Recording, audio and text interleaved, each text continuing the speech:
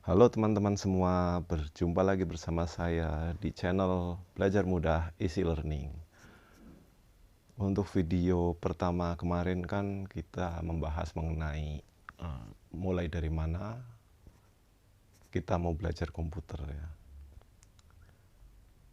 Di video kedua ini saya akan menjelaskan tentang apa itu komputer ya, untuk pengetahuan tentang apa itu komputer ya. Jadi di video kali ini itu lanjutan dari sesi yang kemarin ya. Sesi kemarin kita kan menentukan mau dari mana kita mau belajar komputer itu. Nah, ini di sesi kedua ini saya ingin menjelaskan tentang apa itu komputer ya. Jadi di sini saya ada 4, singkat saja ya, ada 4 biar teman-teman semua pada mudah memahami. Yang pertama itu pengertian, lalu tentang operating system atau sistem operasi, lalu ada software, perangkat lunak, dan hardware, perangkat keras. Nah, untuk pengertian itu sendiri, seorang ahli bernama Hamacher mendefinisikan komputer sebagai mesin penghitung elektronik yang cepat dan dapat menerima informasi input digital, kemudian memprosesnya sesuai dengan program yang tersimpan di memorinya, dan menghasilkan output berupa informasi. Oke ya, sampai sini mungkin teman-teman masih pada itu pengertian umum ya kan. Yang lebih spesifik lagi dong. Oke. Untuk pengertian komputer di internet kalau kita cari semuanya pasti ada ya. Tapi sebenarnya poin pentingnya di sini adalah kita harus tahu komputer itu apa. Komputer itu buat ngetik misalnya. Buat main game misalnya.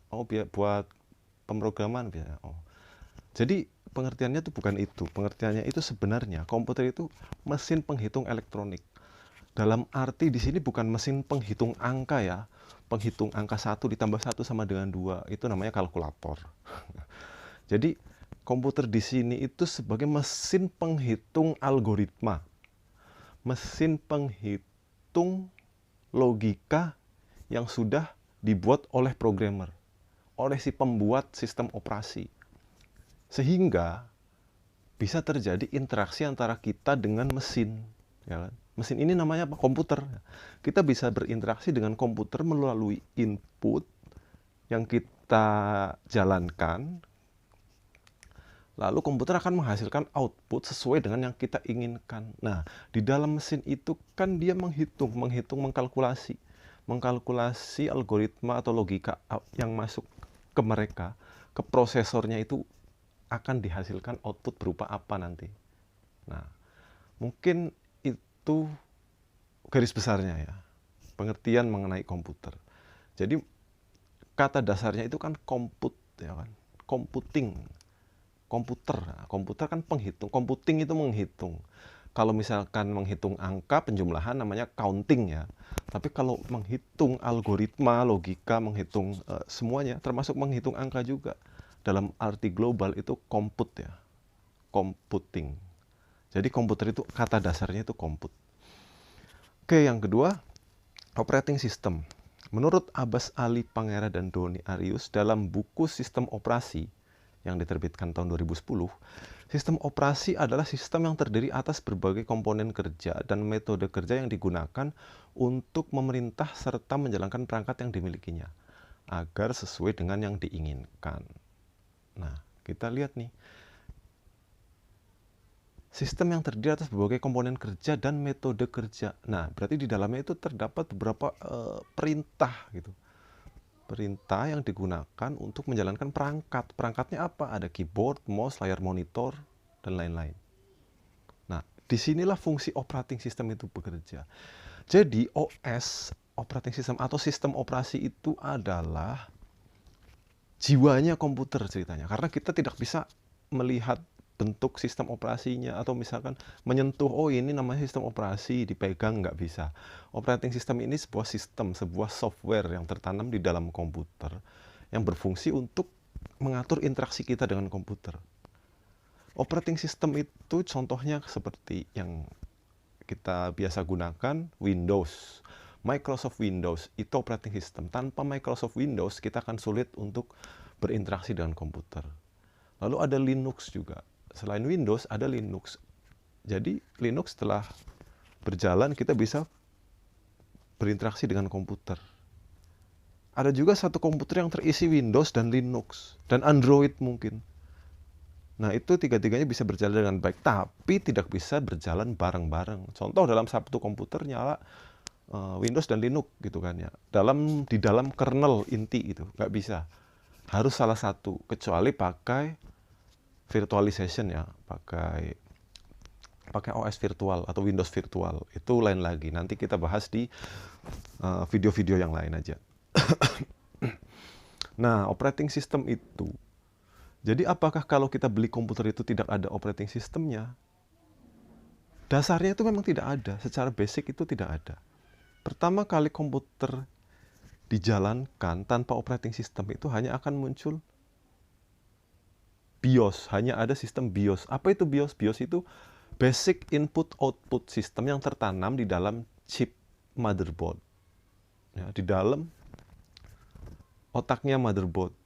Jadi semua motherboard yang ada di pasaran saat kita beli sudah tertanam sistem BIOS namanya. Basic Input Output System. Fungsinya untuk apa? Untuk mengatur pergerakan hardware yang akan terkoneksikan terdalam slot-slot yang ada di dalam motherboard. Jadi semua perangkat keras itu akan terhubung ke motherboard. Nah, motherboard itu apa? Itu seperti papan PCB yang menjadi papan utama di dalam CPU. Itu namanya motherboard. Nah, fungsinya untuk yaitu sebagai perangkat utamanya. Di situ nanti akan tercolok prosesor, akan lagi terpasang RAM, akan terpasang hard disk, akan terpasang CD-ROM, dan lain-lain. Semua perangkat akan terhubung ke situ. Sehingga nanti sistem BIOS ini akan mendeteksi adanya penyimpanan, adanya memori, adanya prosesor. Lalu bisa ditampilkan di layar monitor. Layar monitor ini akan terhubung ke motherboard juga. Disinilah operating system bekerja. Ini adalah contoh gambar sistem BIOS yang sudah secara default, secara standar tertanam di semua merek motherboard ya. Seperti ini tampilannya BIOS. Nanti untuk konfigurasi BIOS akan saya kupas di video tersendiri.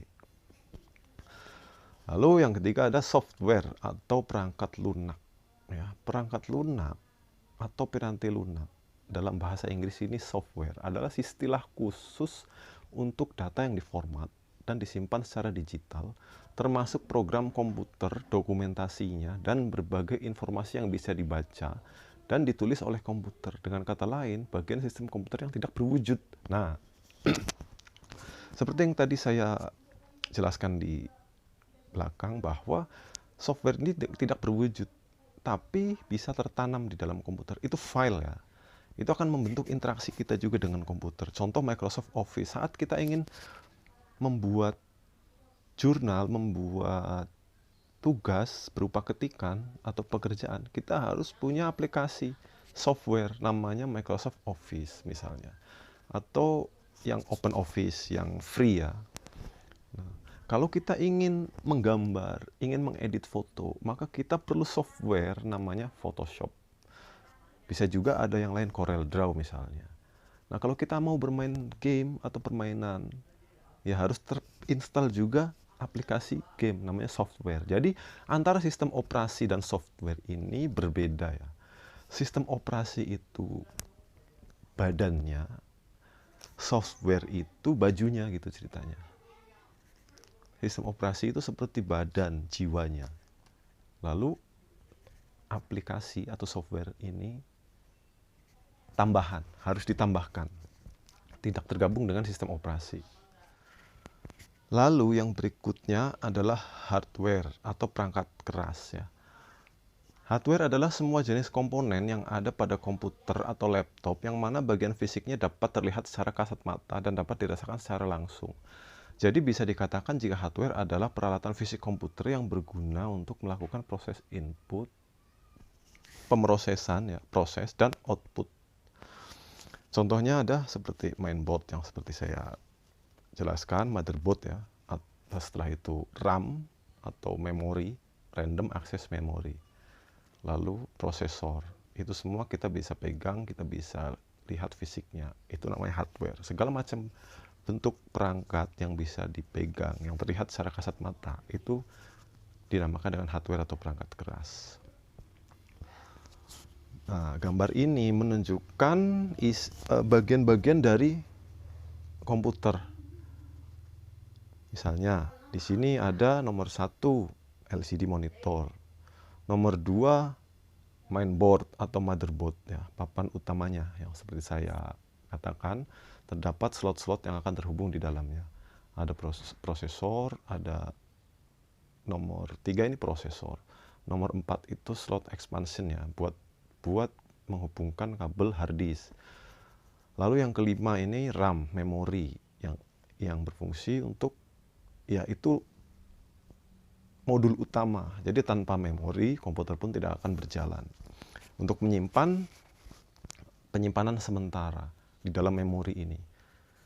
Untuk 6 itu ada slot juga, slot expansion untuk VGA card, ya, grafis, kartu grafis. Lalu nomor 7 ada power supply, nomor 8 ada CD-ROM, nomor 9 itu hard disk, nomor 10 keyboard, nomor 11 mouse. Nah, ini bagian-bagian dari komputer yang dinamakan dengan hardware. Bagaimana hardware ini bekerja? Harus diisi dengan software, harus diisi dengan operating system. Bagaimana cara mengisinya? Nanti akan saya jelaskan di video berikutnya, video selanjutnya. Bagaimana cara kita mengisi software, menginstal operating system agar dapat bekerja sesuai dengan yang kita butuhkan. Terus bagaimana merakit komputer juga nanti akan ada video khusus selanjutnya untuk merakit komputer. Nah, ini dia. Seperti ini yang kita jumpai sehari-hari. Ada input, ya, kita menginputkan sesuatu sehingga diproses oleh komputer lalu menghasilkan output. Kita misalkan naruh scanner, gambar di atas scanner, lalu masuk ke komputer untuk ditampilkan di layar monitor atau dicetak di printer, ya kan? Mungkin kita akan perintahkan mouse dan keyboard untuk menjalankan musik akan di-outputkan ke peripheral sound system, ya, speaker aktif. Seperti itu. Demikian penjelasan mengenai hardware, mengenai komputer.